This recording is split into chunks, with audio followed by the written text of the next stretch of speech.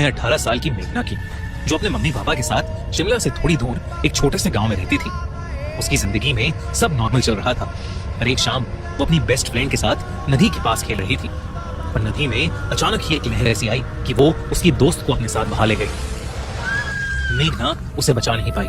इस दुख से मेघना की दोस्त की मां ने खुद को मार डाला और उसके कुछ दिन बाद से मेघना की जिंदगी बर्बाद हो गई। एक रात वो अपनी नींद से इतनी जोर से चिल्लाते हुए उठी कि उसके मम्मी पापा वहां पहुंचे तो उन्हें मेघना अपने बेड में कांपते हुए मिली। उन्होंने उससे उसके डर का कारण पूछा तो उसने कोई जवाब नहीं दिया। अगले कई हफ्तों तक उसकी मम्मी उसके साथ उसी कमरे में सोती रही और धीरे धीरे उसका रात में डर के जागना बंद हो गया। फिर एक रात क्योंकि उसकी हालत ठीक हो गई थी तो उसकी मम्मी ने अपने कमरे में सोने का डिसाइड किया। सारी रात कुछ नहीं हुआ और वो और मेघना चैन से सोती रही। पर जैसे ही सुबह उसकी मम्मी उसके कमरे में गई तो उन्होंने देखा कि उनकी बेटी अपने बिस्तर के कोने पर कांप रही है।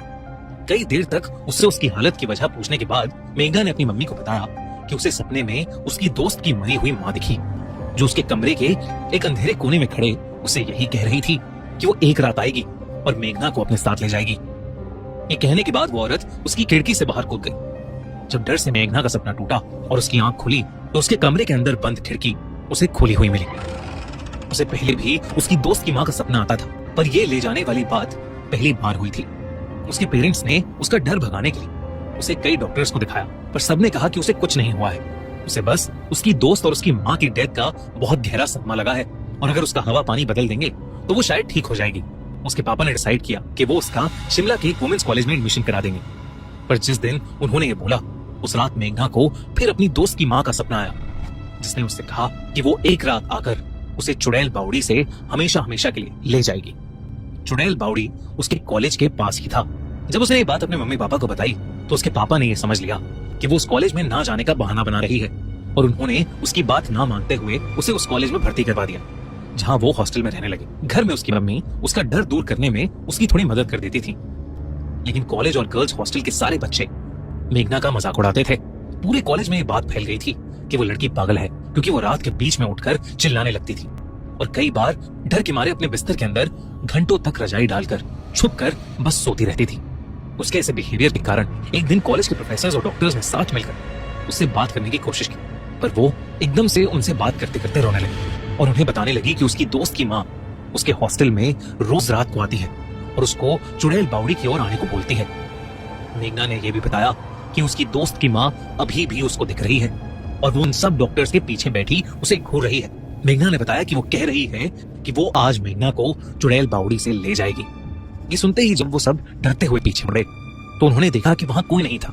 जब वापस मुड़कर उन्होंने मेघना से पूछा कि वो औरत अब कहाँ है, तो मेघना ने बताया कि वो औरत अभी खिड़की खोल रही है और वहां से कूद रही है।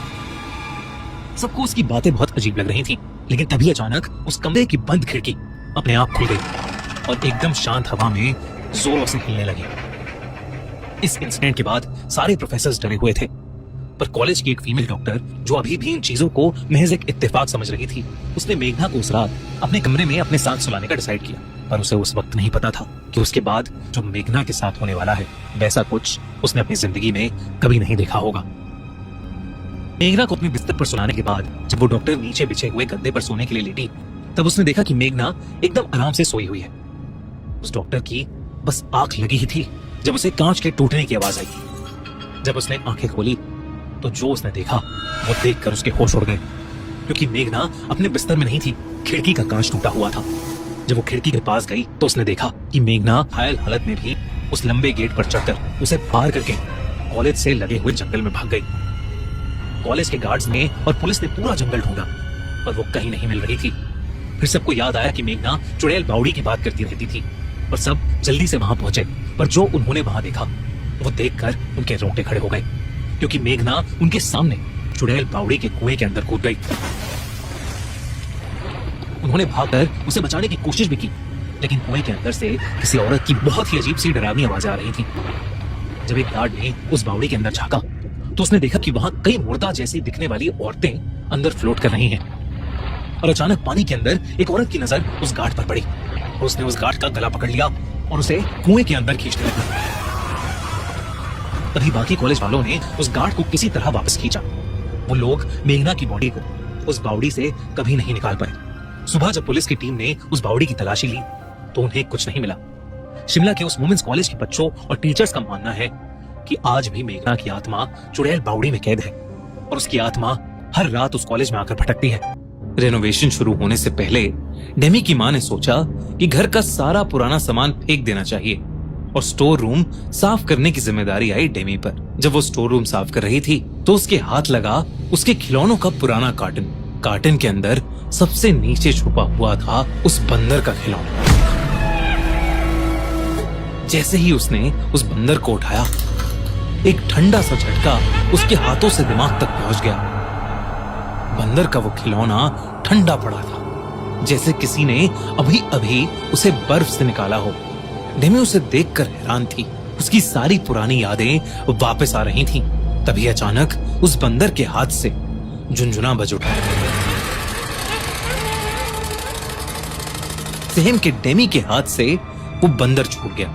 ज्यादा ना सोचते हुए डेमी ने उसे वापस कार्टन में रखा और अपनी माँ से कहा कि इस कार्टन को उनकी मेड के बच्चों को दे दें, बच्चे खेल लेंगे उन खिलौनों से। लेकिन तभी डेमी का फोन बजा। उसकी बेस्ट फ्रेंड सिमोन का एक्सीडेंट हो गया था। डेमी सब कुछ वैसे ही छोड़कर हॉस्पिटल भागी। सिमोन कोमा में थी और डॉक्टर्स ने उम्मीद छोड़ दी थी। ये सुनकर डेमी का दिल सुन पड़ गया था। उस रात जब वो हॉस्पिटल से वापस आई तो उसके बेड के पास वही बंदर पड़ा था, वैसे का वैसा झुनझुना, वैसे का वैसा झुनझुना हाथ में पकड़े हुए। उसने सोचा कि उसकी माँ ने शायद वो बंदर कार्टन से निकालकर वापस रख दिया होगा। लेकिन तभी एक अजीब बात हुई। उसकी माँ ने उस बंदर को देखा और पूछा, ये बंदर कहाँ से मिला तुझे? मैंने तो इसे सालों पहले फेंक दिया था। बिल्कुल अच्छा नहीं लगता ये खिलौना मुझे। अपनी माँ की बात सुनकर डेमी की रगों में ठंडी लहर दौड़ गई। अगली कुछ रातों में चीजें और भी अजीब होने लगी।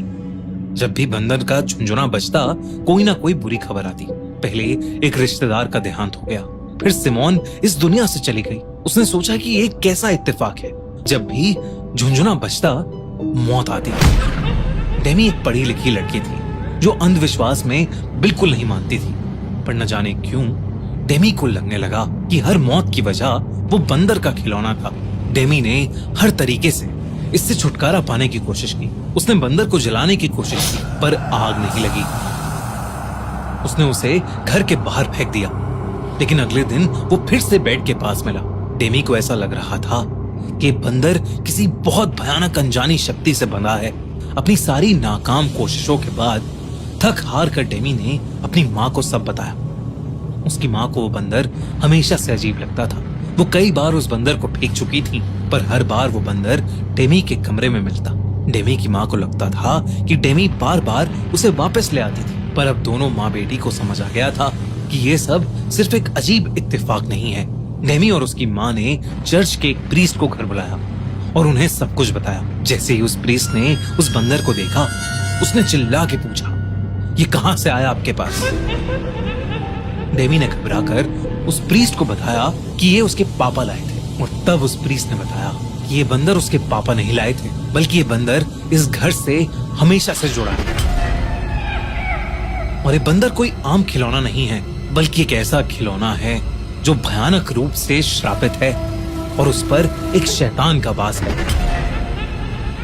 उस प्रीस्ट ने बताया कि वो खिलौना उस घर से कभी नहीं जाएगा।